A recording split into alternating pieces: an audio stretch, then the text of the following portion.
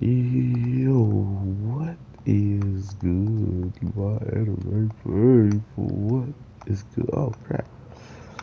I honestly was not expecting this show to go as hardcore as it did this week, but I do appreciate it doing it nonetheless, man. Holy. Okay, so let's talk about it. One thing that truly caught my attention is the ridiculous amount of just nonchalant fighting that took place.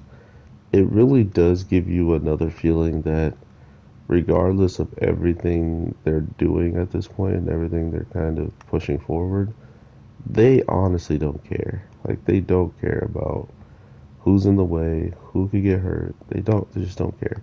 When it comes down to certain people of the protection, like the force, they just don't care. The other thing that was really weird to me this week was how whenever we saw the main guy that we're watching kind of be framed, or he at least has like a bounty on his head that isn't even just.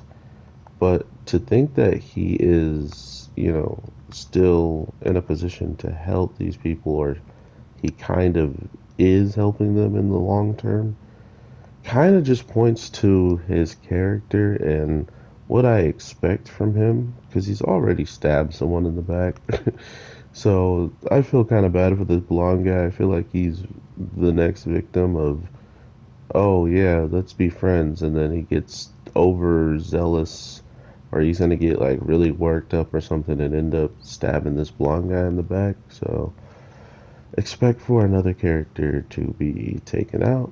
But it's funny to me because no one has even taken the time to consider him a threat like the other members of the housekeepers. So it's that type of mentality that tells you why he's not a threat, why he's someone they could probably brush off towards the end. But at the same time, since he's the only one with his identity completely out there and they can easily find his sister, he's the only one they can target with the lower methods of, oh, well, if you don't do this and that, we'll just kill her.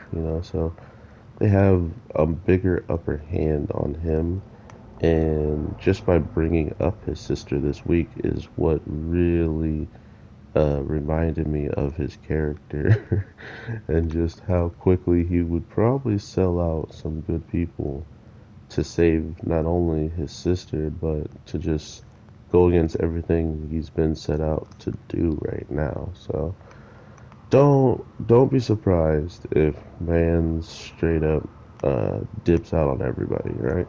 That just feels like incoming, or um, he might even shoot at one of them to just kind of showcase that he is giving up and he's going with them. So there's a lot that can happen that I feel like his twitchiness is going to come out and it's going to be a wrap.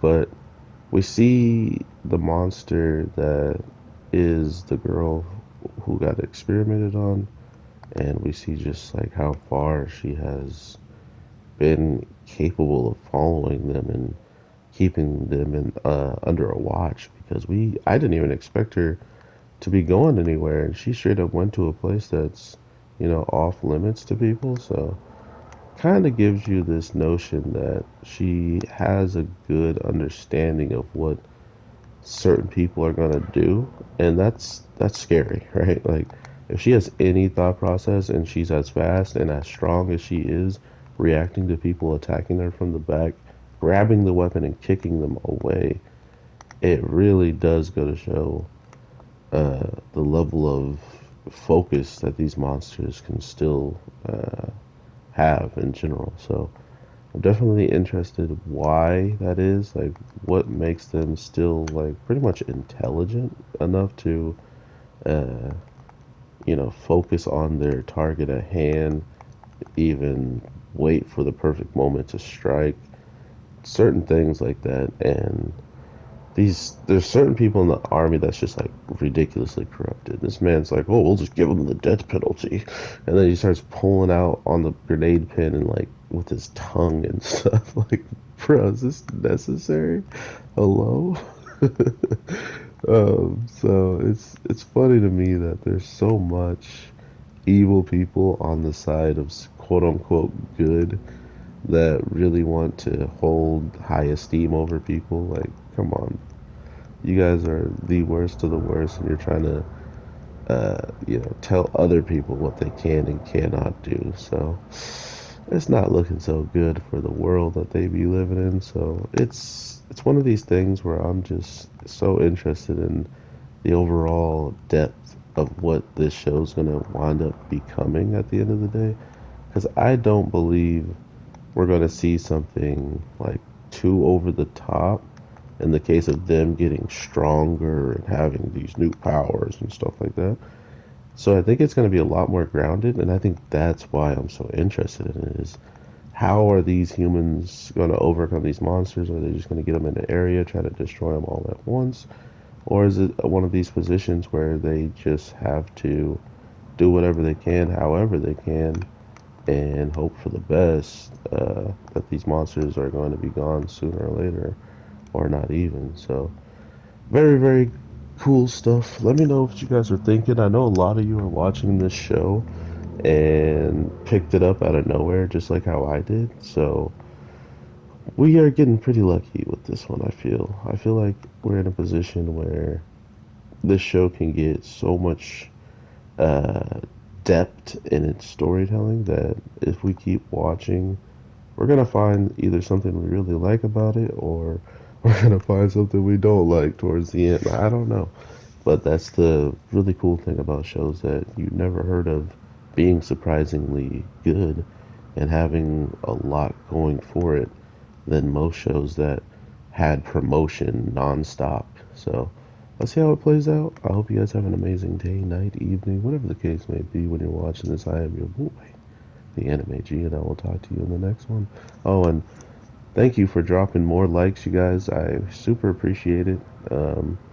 I don't know if it's really going to help me for getting my videos out to new people, but I just want to make sure it gets out to you guys on your notifications because I know 3 videos didn't send out to somebody.